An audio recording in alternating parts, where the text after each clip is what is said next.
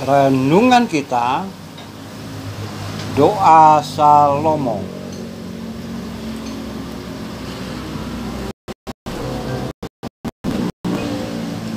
Ya Tuhan, ya Allah, berikan hukum-Mu kepada raja dan keadilan kepada putra raja, agar ia mengadili umat-Mu dengan keadilan dan kebenaran, agar ia membawa damai sejahtera bagi bangsa, agar ia memberikan keadilan pada orang-orang yang tertindas, agar ia menolong orang-orang miskin. Saudara-saudara seiman, saudara-saudara seiman, dan saudara-saudara sebangsa dan setanah air, saya bungkus semuanya itu dalam saudara, dalam kemanusiaan. Mazmur yang kita baca hari ini diberi judul Doa Harapan untuk Raja dari Salomo. Siapa Salomo? Salomo dikenal juga sebagai Soleman dalam agama-agama. Ia adalah seorang raja, putra dari Daud. Setelah Daud meninggal, Salomo diangkat menjadi raja. Dan Salomo terkenal dengan hikmatnya, kemampuan berkata-kata dan mengambil keputusan, dan juga seorang penyair dan pengubah lagu. Nah, yang kita baca tadi merupakan hasil gubahan dari Salomo atau Soleman yang dinyanyikan oleh para biduan.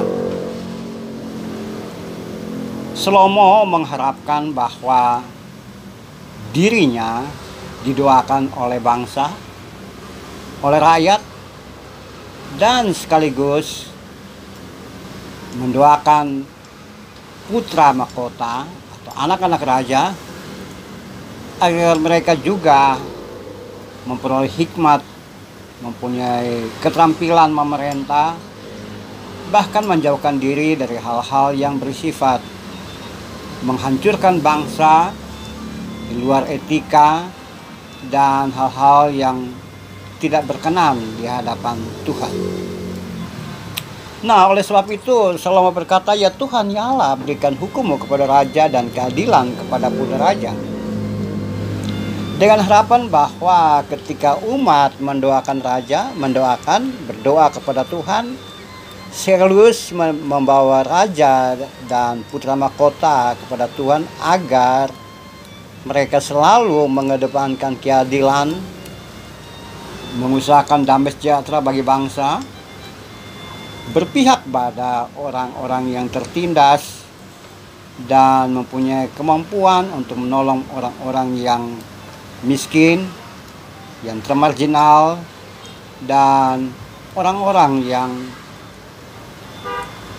aktualisasi dirinya terganggu akibat dari berbagai tekanan, kekurangan, atau hal-hal yang terjadi dalam hidup dan kehidupannya kurang beruntung.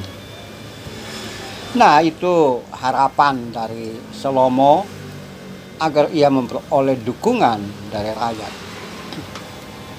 Saudara-saudara, dalam konteks kekinian bahwa tugas kita sebagai anak-anak bangsa, sebagai bagian dari komunitas rakyat, komunitas masyarakat, kita juga mempunyai pemimpin. Memang pemimpin kita bukan raja dan tidak memiliki putra mahkota.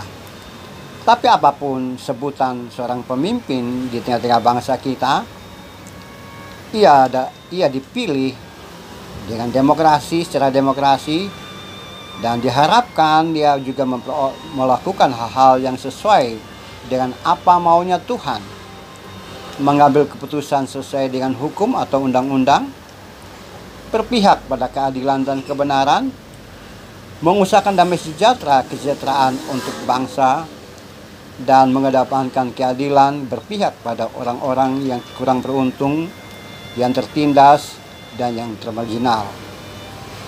Itu doa dan harapan.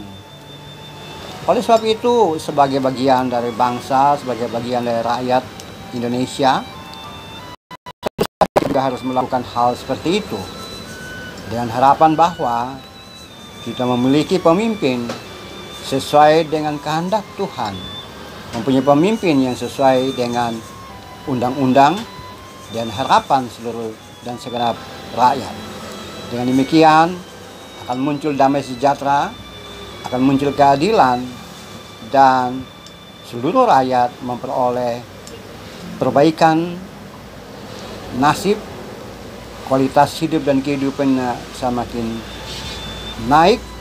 Bahkan dalam keadaan seperti itu, kesejahteraan sosial untuk semua tercipta bukan hasil kerja pemimpin atau pembangunan fisik semata-mata, tapi dimunculkan juga ada rasa aman, rasa damai, keadilan, dan juga kepentingan hak-hak manusia tercukupi, dan juga ada semacam kebersamaan dalam mempersatukan diri sebagai bagian dari bangsa dan negara.